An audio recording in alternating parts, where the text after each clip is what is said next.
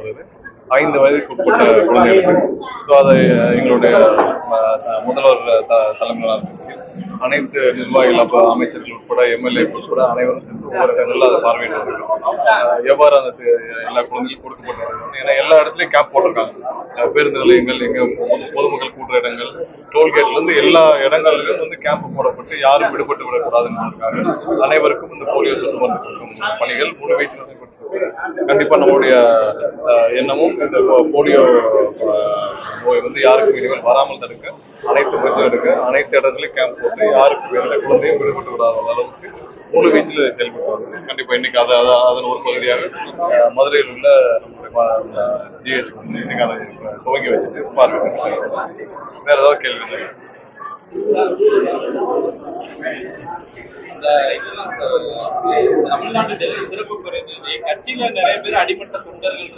நம்ம நேரத்தையும் பேசியாச்சு. அதுவும் பெரிய பெரிய பொறுப்புல பெரிய பதவி இல்லை. நீங்கள் இதை பேசும் அளவிற்கு அது பெரிய விஷயம் இல்லை. வேற ஏதாவது என்ன கேட்கலாம்? இல்ல, அதான் முதல்வர் அறிவிச்சிருக்காங்க. திட்டம் எல்லாம் செயல்படுத்திருக்காங்க. அறிவிச்சிருக்காங்க. இன்னும் செயல்வடிவம் கொடுத்து எந்தெந்த வகையில் யார் யார் பயனாளிகள் எல்லாம் கொடுத்து கண்டிப்பாக உடனடியாக அந்த திட்டம். நேற்று இன்னொரு விஷயம் என்னன்னா, நம்மளுடைய மாநகராட்சியில நேற்று வந்து நம்மளுடைய இங்க இருக்கிற பிரைவேட் குப்பை இல்லம் வந்து ஆர்லாண்ட் அந்த நிறுவனம் வந்து ஏற்கனவே போன மாதம் வந்து நம்ம அவங்க குப்பைக்கு பதிலாக மணலை கொண்டு போய் கொட்டி ஒரு வழக்கு பிடிபட்டார்கள். நேற்று திரும்பவும் அது ரிப்பீட் ஆயிருக்கு. ஸோ அவங்க மீது கடுமையான நடவடிக்கை எடுக்க நேற்று வழக்கு பதிவு செய்ய ஆணையாளர் தலைமையிலாக அனைவரும் வந்து கம்ப்ளைண்ட் பண்ணியிருக்காங்க.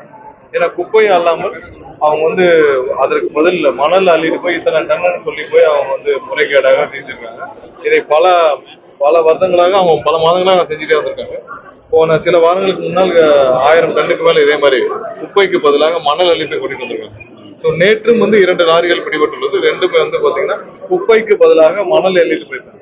ஸோ அவங்க கணக்கு கட்டிருக்காங்க. ஸோ அவங்களுக்கு பிடிபட்டு அது மீது கம்ப்ளைண்ட் கொடுக்கப்பட்டிருக்கு. கண்டிப்பா இது போன்ற நிறுவனங்கள், ஏன்னா இது வந்து நேரடியாக பொதுமக்கள் ஒவ்வொரு நாளும் கஷ்டப்படுற விஷயம். இதை போன்ற நிறுவனங்களை தான் கடந்த திமுக ஆட்சியில போற்றி பாதுகாத்து எல்லா மாநகராட்சிக்கும் கான்ட்ராக்ட் கொடுத்துருக்காங்க. ஸோ இவர்கள் மீது கடுமையான நடவடிக்கை எடுக்கப்பட்டு மதுரைக்கு தேவையான இந்த சுகாதாரத்துக்கு தேவையான அனைத்தையும் செய்யறதுக்கான முன்னெடுப்பு இருக்கு. நேற்று ஆணையார் தலைமையிலான குழுக்கள் அனுப்பி நேற்று ரிவ்யூ நடந்துச்சு. அதுலயும் இதை மென்ஷன் பண்ணியிருந்தோம். நேற்று இரவும் அது மாதிரியான 2 லாரிகள் வந்து பிடிபட்டிருக்கு. ஸோ அதுக்கும் கம்ப்ளைண்ட் கொடுக்கப்பட்டிருக்கு. கண்டிப்பாக கடுமையான நடவடிக்கை. மருத்துவமனையில 10 மணிக்கு நிகழ்ச்சி போட்டிருந்தாங்க. போலியோ சொட்டு மருந்து நீங்க வரதுக்கு நேரம் ஆச்சுன்றதுனால எம்எல்ஏ வந்து இனாகிரேட் பண்ணி வச்சாரு. ஈவெண்ட் நடக்கிறப்ப உங்க கூட வந்தவங்க 20-30 பேர் வர்றாங்க. 6-7 பேர் போன்ல வந்து ஒவ்வொரு ஆங்கிள் எடுக்கிறாங்க. லைவ் என்கிட்ட இருக்கு, ஃபுட்டேஜ் இருக்கு, தெரியுங்களா? 7 பேர் ஒவ்வொரு ஆங்கிள் சுத்தி கட்சி நிர்வாகி எந்த இடத்துலயும் யாருக்காகவும் நம்ம ப்ரோக்ராம் நிறுத்த சொல்லணும். எல்லா இடத்துலயும் ப்ரோக்ராம் வந்து கண்டினியூ ஆகிட்டே இருக்கும். எந்த ப்ரோக்ராம் நிறுத்த சொல்லல. எல்லா இடத்துலயும் நம்ம ஒவ்வொரு இடமா வந்து இன்னைக்கு வந்து வேற நிகழ்ச்சி, அரசு நிகழ்ச்சிகள் ஒவ்வொரு இடத்துலயும் பார்வையிட்டு வரும். 10 பேர் 15 பேர் வந்து ஒரு இடத்துல வந்து போன்ல எடுக்கிறதும் பொதுமக்களும் கலந்து எடுக்கிறதும் இது ஒரு இதனால யாருக்கு எந்த தொந்தரவும் இல்லை. கண்டிப்பா தொந்தரவு இருக்கும் பட்சத்தில் நாங்க அதை நிறுத்திக்கணும். சார் நிறைய மெயின்டெனன்ஸ் நிறைய இருக்கு, பில்டிங் நிறைய இருக்கு, எக்யூப்மெண்ட் நிறைய கொடுத்துருக்காங்க. ஆனா அதை பராமரிக்கிறதுக்கான மேன் பவர் கிடையாது.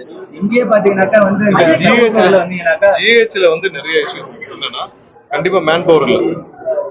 பல வருடங்களாக செவிலியர்கள் வேலைக்கு எடுக்கல, பற்றாக்குறை இருக்கு. மருத்துவர்கள் பற்றாக்குறை இருக்கு, இட பற்றாக்குறை இருக்கு. மதுரைக்கு ஜிஹெச்சுக்கு வந்து இட பற்றாக்குறை இருக்கு. நம்ம வந்து 2 இடம் கேட்டுக்கிட்டு அவங்க வந்து 10 வருஷமா 8 வருஷமா காத்துட்டு இருக்காங்க. இது எக்ஸ்பான்ஷனுக்காக திட்டங்கள் இருக்கு, ஒன்றிய அரசு வந்து நிதி இருக்கு, எல்லாம் இருக்கு. பட் இடம் கொடுக்காமல் பேசிட்டு இருக்காங்க. நேற்று கூட அந்த கூட்டத்துல நம்ம இடத்தை எக்ஸ்பாண்ட் பண்றதுக்கான இடத்தை வேணும்னு சொல்லி நம்ம ஒரு வாரத்துல முடிக்க சொல்லி பேசியிருக்கோம். இது எல்லாம் இருக்கு, சரி செய்யறதுக்கான வேலை. இங்கே கூட எலக்ட்ரிக்கல் பவர்ல நிறைய வந்து இதா இருக்குங்க சார். மெயின்டெனன்ஸ் இல்லாம வந்து நீங்க எல்லா இடத்துலயும் கட்டிடங்கள் இருக்கு, அதுக்கு தேவையான ஊழியர்கள்.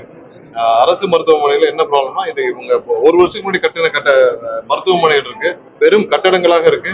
அதுல ஊழியர்கள் இல்லாமல் வெறும் கட்டடங்களாக இருக்கு. ஸோ இதெல்லாம் சரி செய்யறதுக்கான வேலைகள் அந்த அமைச்சர்கள், அந்த துறையின் அமைச்சர் முழு வீச்சில் வேலை பார்த்து. குதிரை பேரம், ஒட்டக பேரம் இதெல்லாம் நடக்குது. ஆனா விரைவில் விஜய்க்கு அதிர்ச்சி ஒண்ணு காத்திருக்குன்னு ஆர்பிஎஃப்ஆர் பேட்டி கொடுத்திருக்காரு.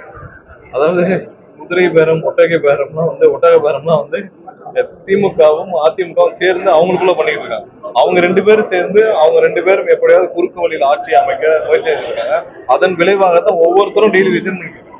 இன்னும் திமுகல பல பேர் வந்து எங்களுக்கு தெரிஞ்சவரை திமுகலே வந்து இதற்கு மேல அவங்களுக்கு அரசியல் எதிர்காலம் இருக்குமான்னு தெரியல. ஏன்னா இவங்க 2 பேரும் சேர்ந்து தினமும் ஒன்றாக சுத்தி இருக்கிற கூட்டணி கட்சி எல்லாம் கன்வின்ஸ் பண்ணிட்டு 2 பேரும் சேர்ந்து ஆட்சி அமைக்க முயற்சி செஞ்சுட்டு இருக்கப்ப திமுக இருக்கிற பலர் அரசியல் எதிர்காலம் இருக்காது, பேசாம அரசியல் விட்டு ஒதுங்கிடலாமான்னு சொல்லி அங்கேயும் ராஜினாமா செய்ய தயாராக இருப்பதா எங்களுக்கு தகவல்.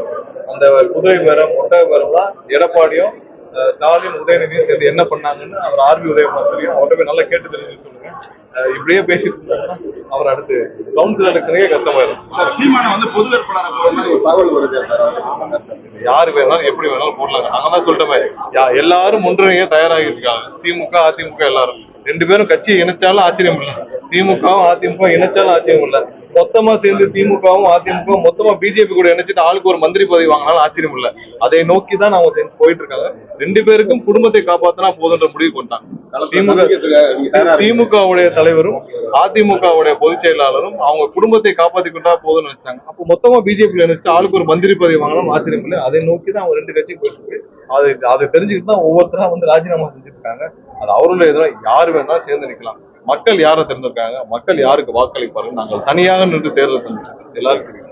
எல்லாம் சொன்னாலும் மக்கள் யாரை விரும்புறாங்க மக்களுக்கு தெரியும்.